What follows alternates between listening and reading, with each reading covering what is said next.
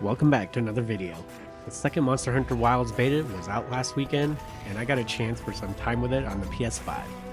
I'm going to give my first impressions of the game as an average gamer and a fan of the series. We'll talk a little bit about how the game looks, the storyline, the gameplay, some of the new hunting mechanics, and weapon updates for this iteration. Monster Hunter World was a pretty good looking game when it first came out, and Wilds is making some improvements in that department. The game looks really good, although some of the art direction makes the game look a little washed out for my eyes, especially the dry desert environments. The monsters are looking better than ever, with some really detailed textures, especially the hair.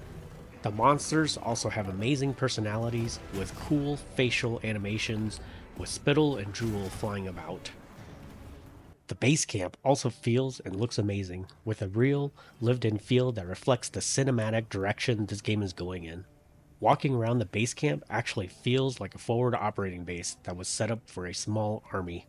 This gets even more lively when you add in the other players that are in the instance with you. No longer do you have to go to a separate area to see the other players. Now they are using the same town resources you are at the same time you are. Gamers that have played Monster Hunter World will recognize the cheesy characters, and the storyline is much the same in this game as with Monster Hunter World, with mystery monsters showing up that you have to find out about. But that is part of the charm of this game. After all, we're here for the monster hunting. However, the cliffhanger at the end of the beta did leave me wondering where the rest of the story of the game will go. The character creation is nothing to write home about. I would say it's closer to Elden Ring's character creator than Cyberpunk 2077. I was never one to put in too much time into character creation in any game, so it works decently for me. From my quick look around, it seems like the Palico creation has more functionality than the Hunter, which some people will enjoy. Monster hunting will be familiar to veterans with a really cool added twist. The map is a lot bigger, really reminiscent of the Guiding Lands in Worlds. While you are out hunting in the field, you can seamlessly start new hunts without going back to home base, which felt really good to me when doing multiple hunts. The Windward Plains also have a lot of destroyable and interactive objects, animals, harvestable resources, and weather patterns, so it really feels like a living ecosystem. For the direction of this game, the developers really took a cinematic approach to Monster Hunter Wilds. Right from the first fight with the Chatacabra, I could tell this game took a different approach from both Worlds and Rise. There were a lot of times during the fights that I could take a screenshot and it would look like it came right out of an action movie. The controls started off feeling a little clunky, but I find it just fits with the dramatic feel of the game by ensuring that the camera angles seem more natural. Speaking of the mechanics, using my weapons did feel clunky at the beginning of my playtest. I discovered that it may have been due to the new focus mechanic. At first, there were times when I would get into a cycle of swinging my weapons around in the wrong direction, but in Monster Hunter Wilds, you can now hold the left trigger to focus and aim your character while you use your weapons. I found this mechanic to be of the most benefit to the Greatsword, as you can now aim your hits even in the middle of the TCS to ensure the highest uptime and reduce misses.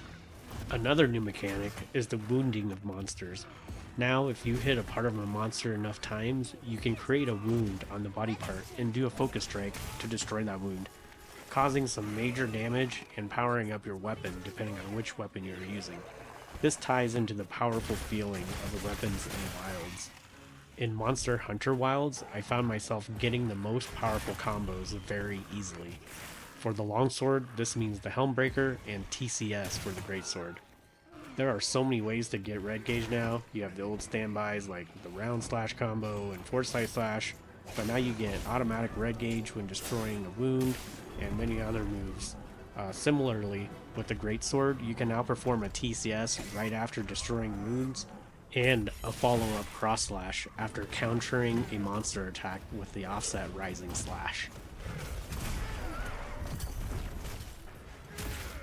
Another new mechanic is the perfect blocking system. Any weapon that can block can now also do a perfect block. which sometimes will put you into a power clash, which pits your strength against the monsters. If you win the power clash, some weapons have powerful follow-ups you can perform. So I've been talking a lot about the weapon changes. How do these changes feel? With these new mechanics, the weapons feel stronger than ever. Some Monster Hunter purists may feel like this makes the game a little too accessible, and it can feel that way sometimes. Once I got a hang of the controls and some of the weapons, I was murdering the Chatacabra. But let's be real, it's the first monster, so pretty much equivalent to beating on the Great Jagras in Monster Hunter Worlds. The first two weapons I tried out were the longsword and the greatsword. And like all the other weapons, there have been major changes to these weapons. The new moves add fluidity to the greatsword, and even more options to the longsword.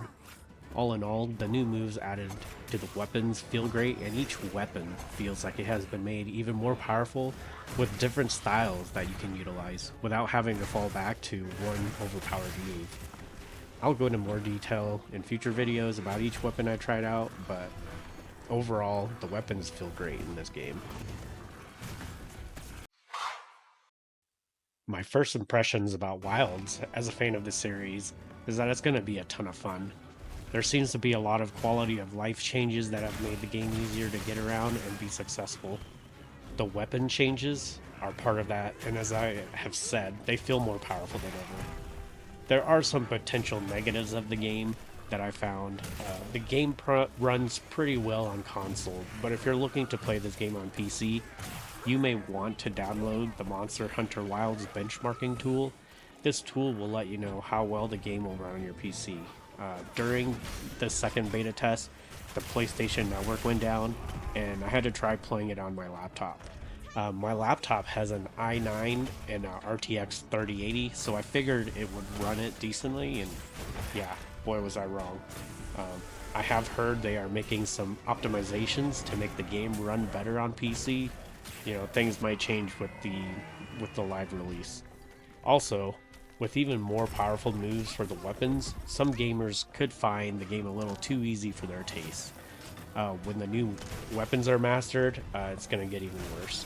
This will have to be reevaluated when the final game comes out, as there could be some different tuning for the weapons and monsters in the full game. Bottom line though, I feel like Monster Hunter Wilds is going to be a great game, and I'm going to be happy to buy it when it releases later this month. That's all I have for this video. Thanks for watching, and see you next time.